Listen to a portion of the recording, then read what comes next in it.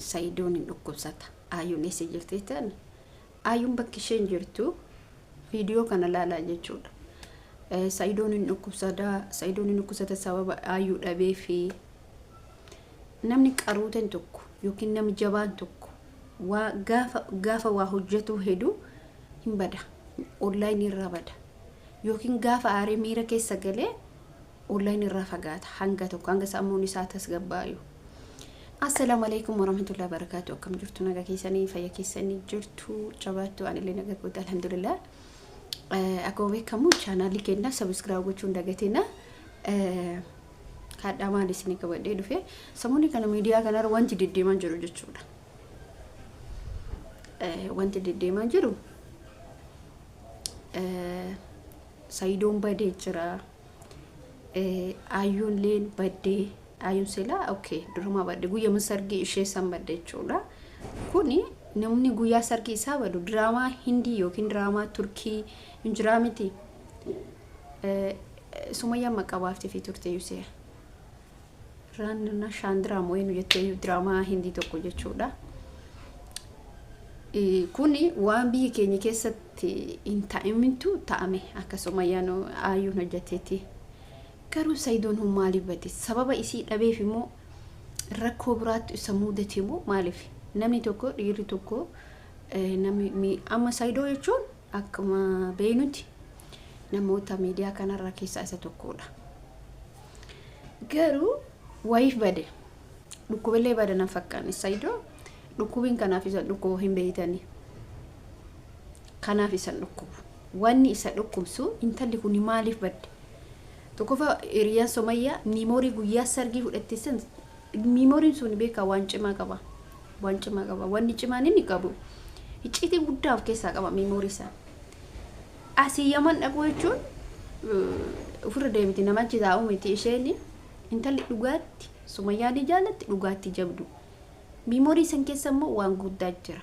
Memory san keessatti maal jettee dubbatte gaafa viidiyoon jaraa gadi ba'ee hojjettoota wanta san keessa hojjettoota mootummaatti jira miti akka waliigalaatitu irra guddinuu baay'ee sodaattee jirti yeroo sanitti jechuudha.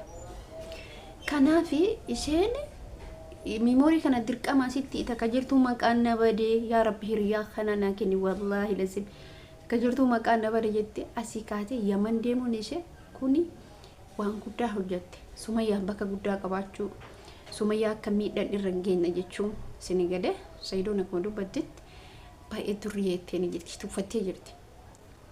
Baay'ee tuffatte. Maaliif hojii isaa odoon taane gochi inni raawwatu san wanti inni hojjetaa jiru kun biyya kana keessatti ittiin das hin jenne argaa jirti waan ta'eef.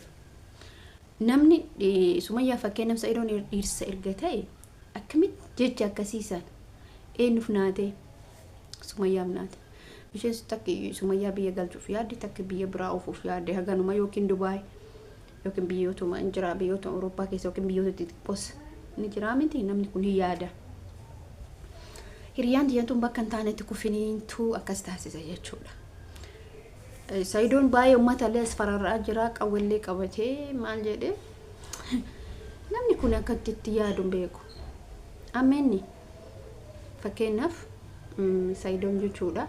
Gaafnas bee nama tokko balleesse lafa kanarra ni ta'a. Isaa miti maatiin isaatu ta'a.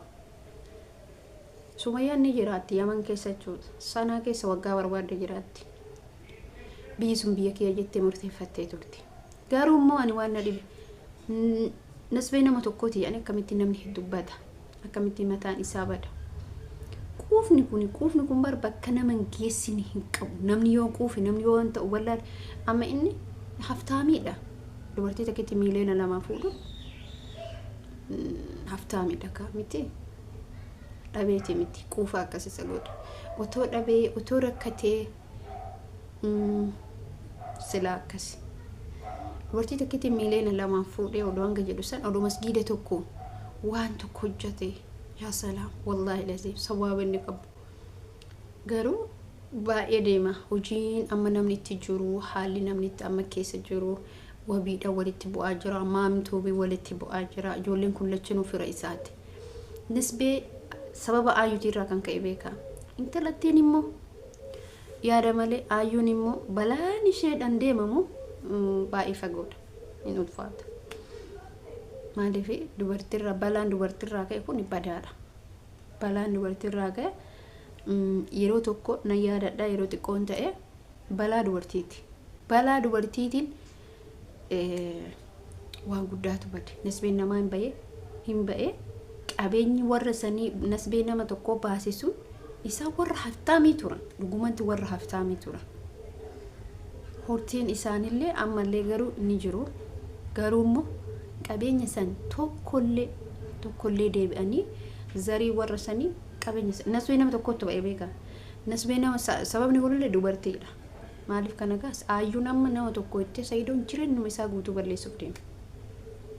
Gizee ammaa kanaa miti gizeen qawween nama tasfaraarra'anii qabeenya ofiitillee taphatanii ilma ofiitillee miira hamaa keessa abbaan isii akkana dalagaa jedhamu. Garuu akkamitti akka ta'e intalli abbaa feetu wajji jiraatu fakkeenyaaf Ayyuun abbaa feetu wajji jiraatti ammallee akkasuma jechuudha. Viidiyoo isii kana wal kan laaltan ta'e viidiyoon isii ijoolleen isii nama wajji jirtu ijoollee Naqamteeti. Saidoon eessa Arsiidha. Viidiyoo isii kana argitan namni isii lafa kanarraa ammoo Adaamaa kanarraa hin beekne jiru. Fakkeenyaaf Hoobii waggaa meeqa hojii turte waggaa 6 waggaa 5.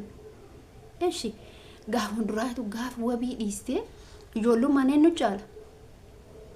Wabiitu caala bifaanis eenyutu caala wabiitu caala qabeenya man caala Saidoon jechuudha. Isheen waggaa 4 Saidoo duuka wabiitu ka turte ijoolleen kun lamaanuu fira. Gaaf kaanii Saidoo filatte kaatee Saidoo filatte erga guyyaa sarkii isaa immoo maaliif fedde icciitii guddaadha bara. Subhanallah. Kana isin jechuu barbaada. Warri Saidoodhaaf cinqamtanii Saidoon hin hidhamne Saidoo Yaman seenee hidhamne jette eenyu sanidha. Wayirra jira takki inni Ayyuu soqaa jira takki immoo wama ta'e tokko karoorfataa jira lafatti miidiyaa irraan badu. Maa viidiyoo argaa jirtanii miti viidiyoo isaa garuu yaasuufaallee gadhiisuu hin dandeetti argaa jirtan. Kanaaf warroonni akkasuma Saidoon hin badee Saidoo Yaman hidhamee Saidoon asitti warri Ayyuu hidhaa seensise tokko isaanidha.